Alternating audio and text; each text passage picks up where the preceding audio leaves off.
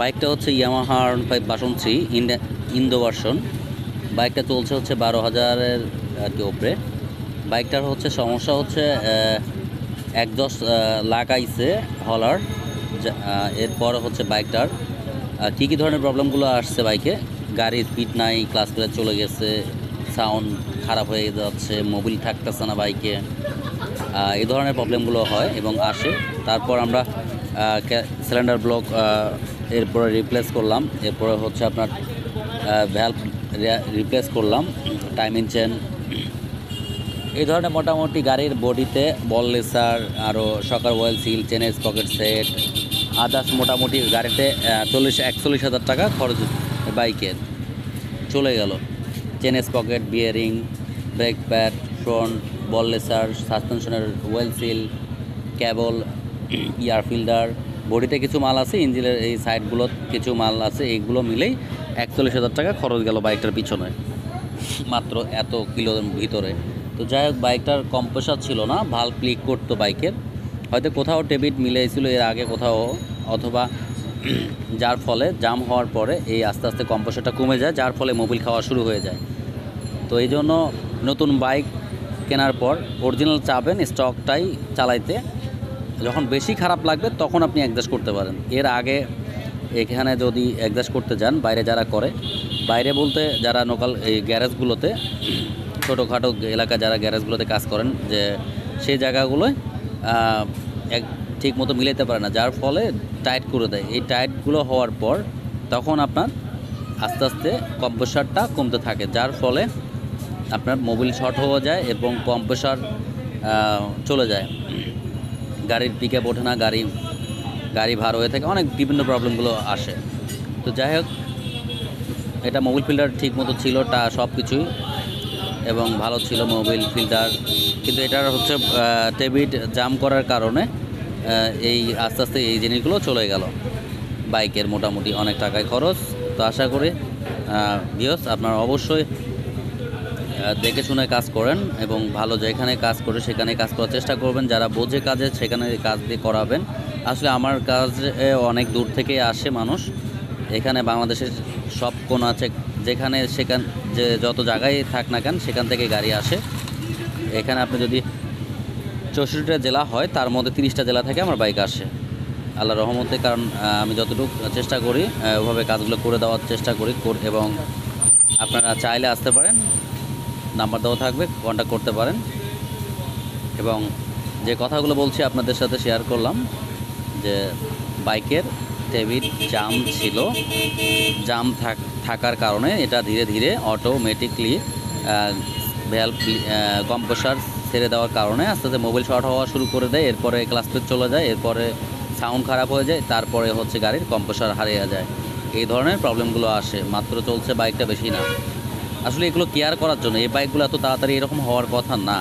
একটা বাইক চলে 50,000 কিলো একটানা, এরপরও বাইকের তেমন কিছু হয় না, কিন্তু যখনই আপনি হাত দিবেন একটা ইনটেক জিনিসের, তখন এদিক থেকে ওদিকে হওয়ার সঙ্গে সঙ্গে বাইকের সব কিছু চেঞ্জ হয়ে যায়। তো এই জন্য আপনাদেরকে বলি, জায়গা বুঝে কাজ করান। আর সবসময় চেষ্টা করি আপনাদেরকে এই ধরনের পরামর্শগুলো দিই, কারণ আপনাদের বাইক এত দামি একটা বাইক কেনেন, 5 লাখ 5.5 লাখ টাকা দিয়ে, অনেক কষ্টের টাকা দিয়ে। আসলে যারা বাইক কিনছে এই রকম কষ্টের টাকা দিয়ে, তারাই আসলে কষ্টটা বোঝে। একটা ইনটেক ইঞ্জিনে কাজ করা এত টাকা যায়, তখন পাবে কোথায়? তো এই রকম কিছু শখের বাইক কিনে। আশা করি অবশ্যই ভিডিওটা ভালো লাগলে লাইক দিবেন, শেয়ার করবেন, সাবস্ক্রাইব করবেন, আর ভিডিওটা ফুললি দেখতে থাকুন। গাড়ির স্টার্ট করার সাউন্ড শোনানো আছে লাস্ট পর্যন্ত, আপনারা দেখতে থাকুন, তাহলে বুঝতে পারবেন। এখন বাইকের ভিতরে সিলিন্ডার বসানো শেষ, হেডের মালগুলো কমপ্লিট করা শুরু হয়েছে, এই হেডের কমপ্লিটগুলো করি, তারপরে এটা ফিটিং করে লাস্ট স্টার্ট করার ভিডিও দেখে নিতে পারেন, লাস্টে ভিডিও দেওয়া আছে, দেখতে পারেন। ভালো থাকবেন, সুস্থ থাকবেন, আল্লাহ হাফেজ।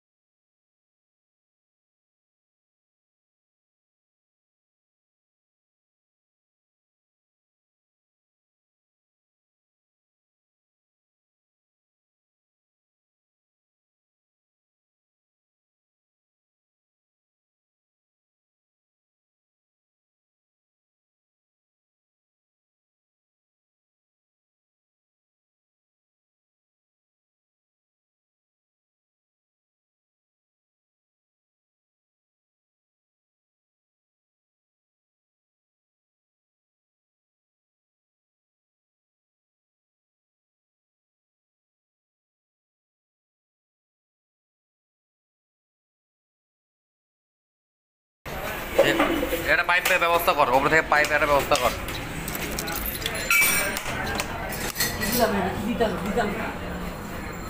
এটা নিডল কর, গেটে নিডল করো তো।